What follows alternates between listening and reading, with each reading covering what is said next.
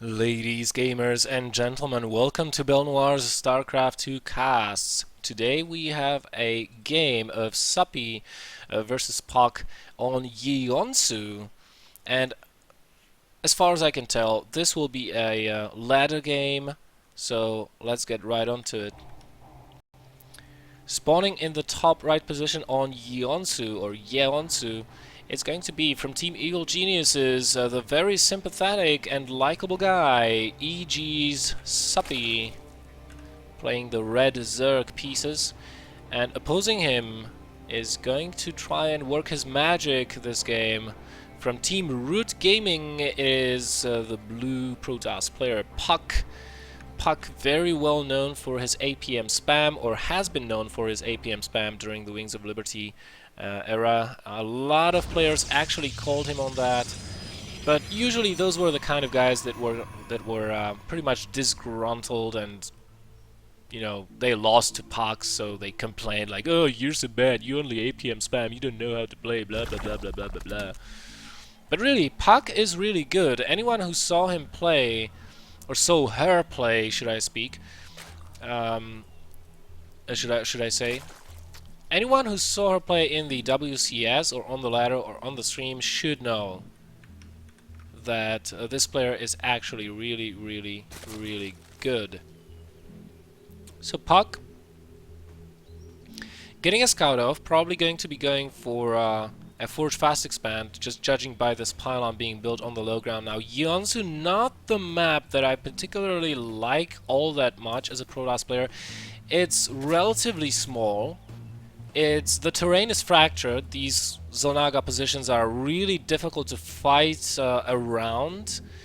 And, well, taking a third base is not as easy as one would assume. I mean, you have these rocks here that open up a second pathway to your expansion, similar to the old school Ohana, where you needed to break down these rocks in order to take a third base. But the third base also has a different access from here, and well, if you want to take a fourth base over here, this has even more access points.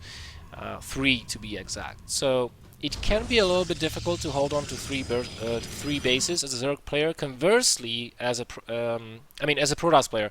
Conversely, as a Zerg player, as long as these rocks are down, you should have no problems defending 3 bases because they are so close to one another that you only need a couple creep tumors basically to connect those bases with creep. And once the creep is connected, the reinforcement time it takes for the units to defend is going to be fairly short.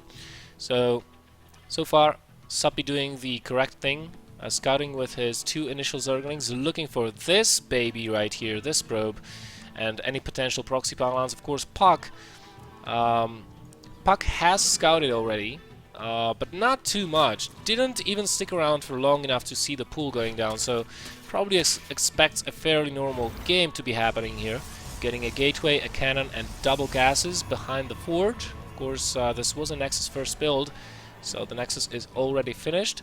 And, well, Suppy, he's taking a very fast third base, timed very nicely here, 15 seconds, so that's about 4:25, a smidge a little bit later than ideal. Ideally, you would put down that base at 4 minutes 15 seconds, but who cares about that anyways? Puck going for a Forge Fast Expand, Suppy going for fast 3 bases without any gas whatsoever. That is the opening this game is going to have. The important part will come straight after this cybernetic core is finished, because when this is done, we are going to see one of 2 things. 3 things, actually. Either Puck will go for Gateway and +1 immediately, Gateway technology, of course, Warp Gate, and +1 weapons for his ground, or he will start taking up, or he will expand. And we can see that a second forge is being built without any tech being thrown down whatsoever.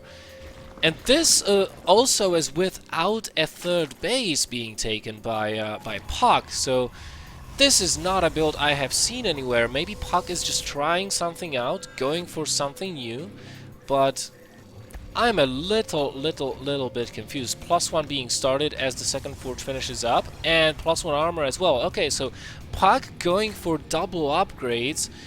This can work out quite well if he can get a large enough army out. I mean, you know, if you get these upgrades, yeah, you'll have to invest into the forge, you have to invest gas into the upgrades, but you only have to do that once. And wow, a Twilight Council this fast into the game, this quickly?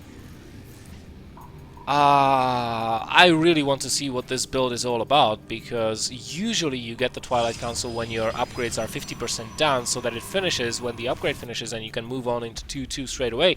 The only reason to get the Twilight Council this early is if you're going for, let's say, Templar Archives or a quick charge or quick blink or something to that effect, and still no robo facility being thrown down by Puck, and Suppy getting a good scout. He knows what is coming his way.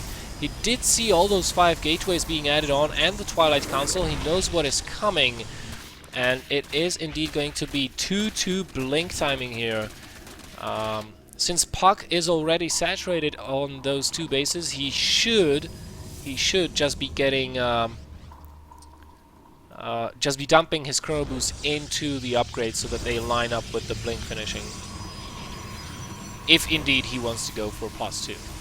This is a nice feature, by the way, of this map, these collapsible rock towers that you can kind of like close your base with.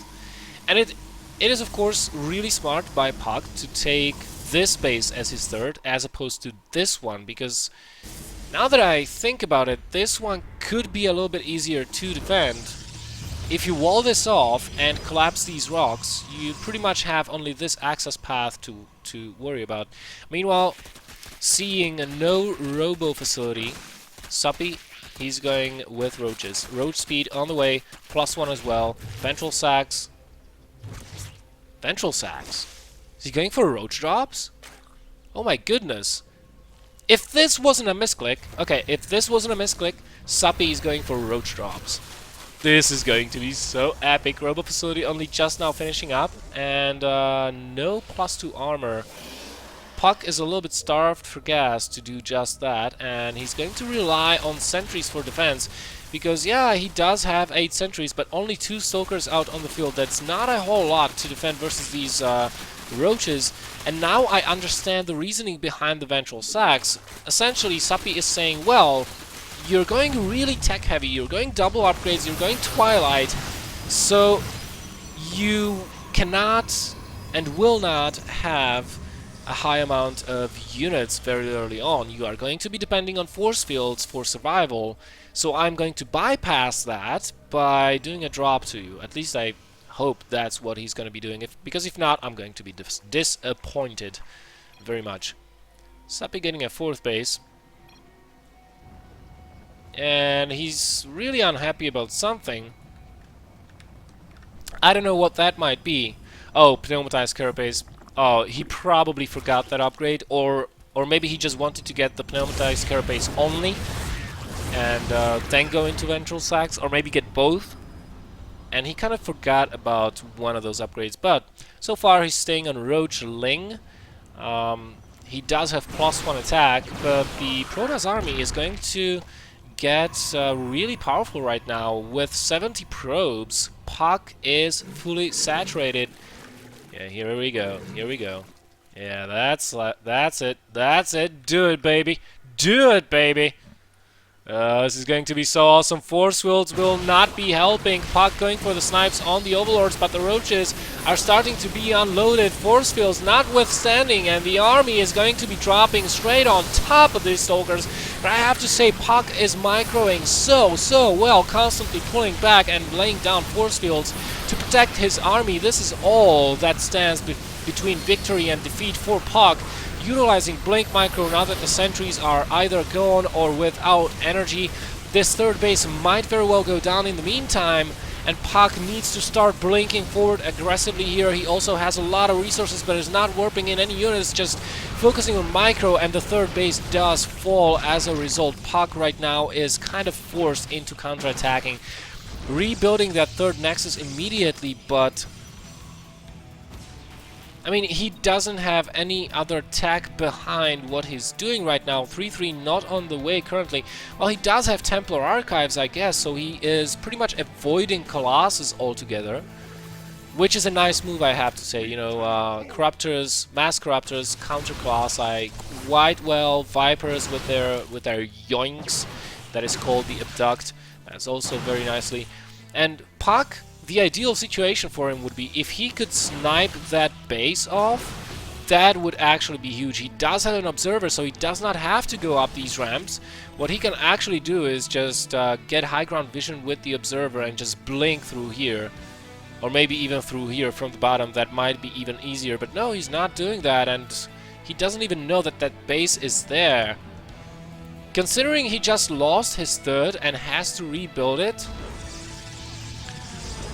he is a little bit behind at this point. Now, Suppy, he is finally getting the infestation pit up, which will allow him to move into Hive and gradually into +3, but so far he is staying only on Roaches, and with the Storm underway, you know, Storm does not do that much damage to Roaches, but it still does considerable amount of damage, especially to Lings. If you get rid of the Lings, with enough Blink Stalkers with superior upgrades, you could take a favorable fight versus the Roaches, but Suppy just continuing to go for these Overlord drops.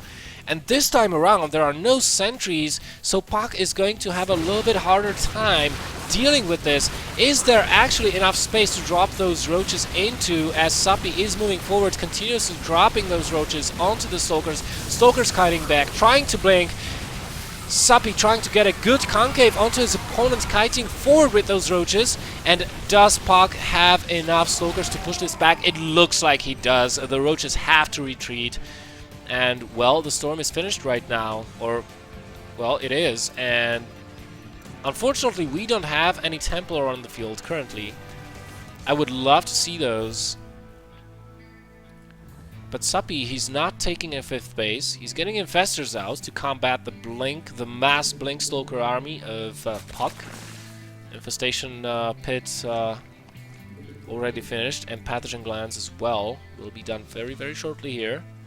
And still quite a lot of Roaches. I mean, Suppy, the supplies are fairly even, 170 to 170, but the majority of this army is Roaches, and Roaches get worse and worse and worse as the game goes on.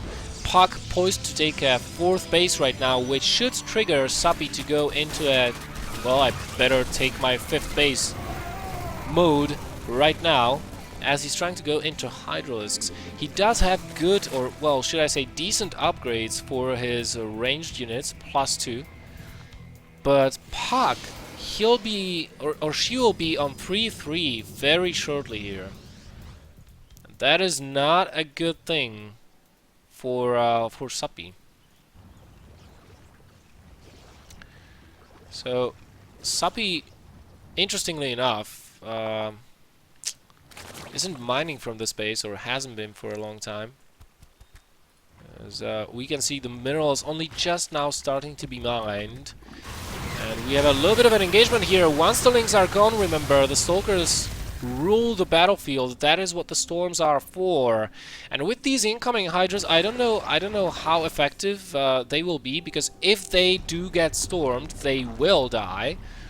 Infestors can be countered by feedbacks. The question is, how many Templars will Suppy have? I mean, will Puck have at her disposal by the time the engagement comes? Harassment incoming, maybe, with a little bit of an Overlord drop, probably towards that 4th base. But Puck pushing forward. Where is your Mothership Core, Puck? With your army, that's what I like to see. You almost never want to move out without your Mothership Core at this stage of the game, because if you need to recall, you need that Mothership Core. Oh, Storm on the Hydras, double time warp. Good micro there by Puck. Fungals landing a little bit on those Stalkers, but Mothership Core getting high ground vision for the Protoss army. Puck has to be really careful not to lose very many of these High Templars. At the same time, his 4th base is under attack by Roaches. Suppy's been ferrying units over there gradually over the past couple of minutes, but Puck just now took out the third base of the Zerg player. The army is not that great here for Suppy. Not that many Hydralisks, actually. Less than 16. High ground blink from Puck. Storms landing onto the Hydras, and Suppy fighting in a choke point. That is not a good situation, and Suppy has to GG. Nicely played by Puck. It looks like both these guys tries to go for something different that we usually see Puck going for those Overlord drops with roaches. Excuse me, Suppy. Why do I keep confusing these two guys? I have no idea. So Suppy going for those Overlord roach drops, and Puck just going for a double forge before anything else, really. And it is a risky build, but as you can see in the late game, it pays off very, very, very well. It pays dividends, so to speak. So, gonna be signing off, guys. My name is BelleNOiR. You were watching Starcraft 2 casts. And until the next video, I guess, good luck, have fun, stay safe. And just remember, storm first and ask questions later. And that way, you won't be eaten alive by lings. Goodbye.